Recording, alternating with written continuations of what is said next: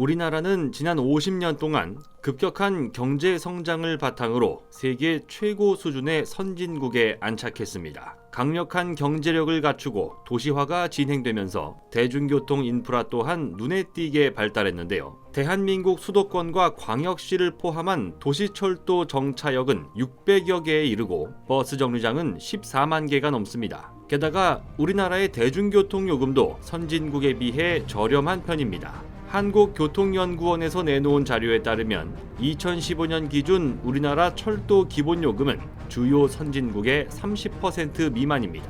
심지어 우리나라보다 1인당 GDP가 낮은 이탈리아, 터키, 중국보다 요금이 저렴한 것으로 나타났습니다. 하지만 대중교통 인프라가 아무리 발달한다고 해도 자가용 보급률은 계속 높아지고 있습니다. 경찰청에서 내놓은 통계를 보면 2020년 기준 운전면허를 가진 사람은 약 3,319만 명으로 나타났습니다. 운전면허증이 늘어나면서 자동차도 빠르게 증가했습니다. 특히 1982년부터 1996년까지 15년 연속 자동차 등록 대수는 10% 이상 두 자릿수 증가율을 기록하기도 했는데요. 관용 차량과 영업용 차량을 제외한 자가용만 따져봐도 작년 기준 약 2,252만 대의 차량이 등록된 상황입니다. 차가 많아지면 도로가 막히는 것은 당연하고 또 하나의 골칫거리가 생겨나는데요. 바로 주차 문제입니다. 2020년 기준 대한민국의 도시지역 인구 비율은 91.8%로 나타났습니다. 가뜩이나 좁은 국토에 2천만 대 넘는 자동차가 돌아다니는데 그 중에서도 도시에 집중돼 있다는 것이 심각한 주차난을 불러일으키는 원인이 됩니다. 주차 때문에 시비가 붙어 이웃과 고성이 오가고 심지어 살인사건이 벌어지기도 합니다. 주차 중에 발생되는 자동차 사고도 상당합니다. 2017년 보험개발원이 분석한 결과 전체 교통사고 중 주차 사고가 차지하는 비중은 30.2%로 나타났습니다. 주차를 하는 도중 주변 차를 들이받는 비중은 이 가운데 81.9%에 달했는데요. 당시 보험개발원은 상대적으로 주차에 서툰 여성 운전자가 차량을 주로 이용하는 오후 2시와 4시 사이에 주차사고 발생 빈도가 가장 높다는 해석을 내놓기도 했습니다. 운전을 하면서 주차를 하지 않을 수는 없습니다.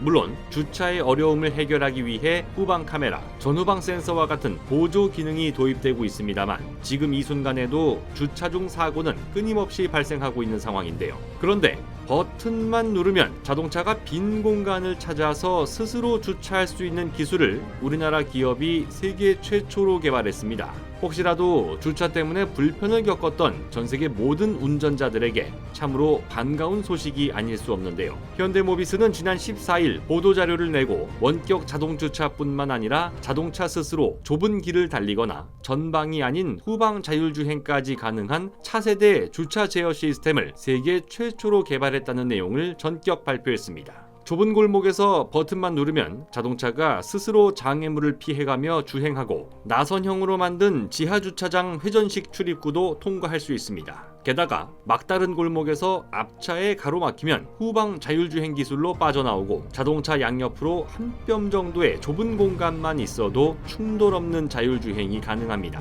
보도자료에 따르면 일반적인 자율주행 기술에 쓰이는 라이다 센서 대신 좁고 어두운 곳에서 강점을 보이는 초음파 센서를 독자 개발한 것으로 전해졌는데요. 로이터 통신이 지난 13일 전한 소식에 따르면 테슬라의 최신 전기차 모델 Y가 좌회전도 중 차선을 잘못 변경하며 옆차를 들이받는 사고가 미국 로스앤젤레스에서 벌어졌습니다. 이 사고로 테슬라는 또다시 미국 도로교통안전국의 조사를 받게 됐는데요. 자율주행 사고는 차량 제조사와 운전자 간 책임 소재를 파악하기도 쉽지 않아서 아직 갈 길이 멀다는 평가를 받고 있습니다. 독일의 카를 벤츠가 세계 최초의 자동차를 만든 지 135년이 지났습니다. 인류가 직접 달리지 않고도 빠르게 이동할 수 있었던 과거의 역사는 이제 손을 쓰지 않고도 달리는 역사로 진일보하기 위한 기로에 서 있는데요. 아무쪼록 국내 최대 자동차 부품 기업인 현대모비스가 개발한 자율주행 기술이 전 세계 운전자들의 주차 문제를 해결하는 것을 넘어 자율주행에 대한 불안감을 말끔히 씻어내는 주인공이 될 수 있기를 기대합니다.